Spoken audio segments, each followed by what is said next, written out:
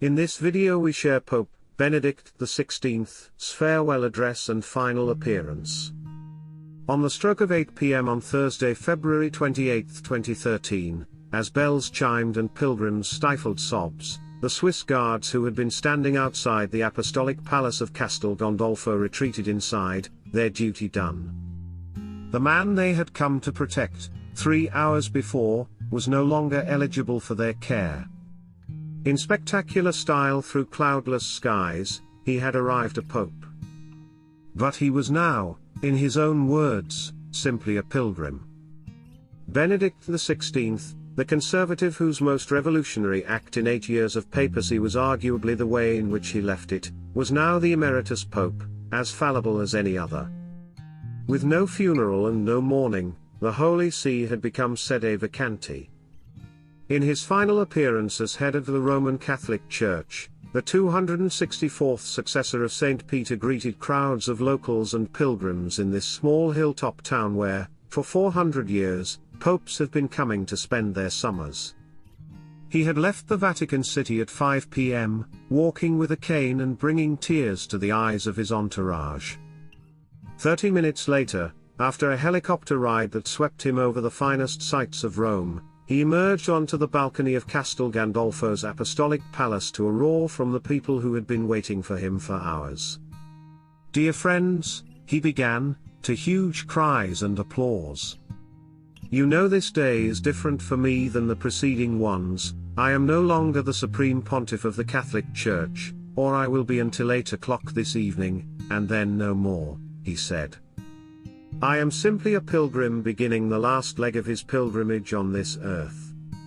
But I would still, with my heart, with my love, with my prayers, with my reflection, and with all my inner strength, like to work for the common good and the good of the Church and of humanity. I feel very supported by your sympathy. Let us go forward with the Lord for the good of the Church and the world." His last public words as Pope were, quite simply, "Thank you, and good night. Thank you to all of you." The message was brief, barely 2 minutes long, but it was enough for those assembled. In his last official engagement in the Vatican, Benedict had unexpectedly addressed 144 cardinals of the Church in the Clementine Hall of the Apostolic Palace. Sitting on a throne in a crimson velvet cape, he gave a clear message to them, and to the wider world, that they should unite behind his successor. "Among you," he said, looking up from his prepared notes, "is the future Pope, to whom I promise my unconditional reverence and obedience. Those worrying about divided loyalties in the future Vatican of 2 popes," ran the subtext, "should stop. However, there remain doubts. Benedict XVI continues to wear white, traditionally the color of popes, and retains the style of His Holiness Benedict XVI.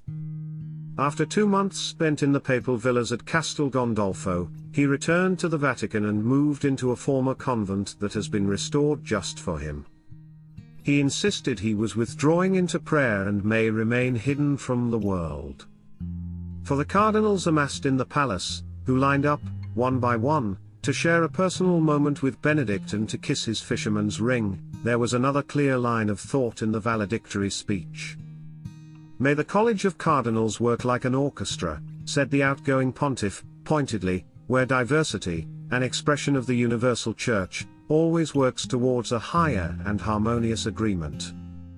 While the Vatican insisted that Benedict chose to leave purely for reasons of advancing age and declining strength, many observers have believed that the frictions and infighting within the Church, in particular among the Roman Curia, played their part in his longing to retire.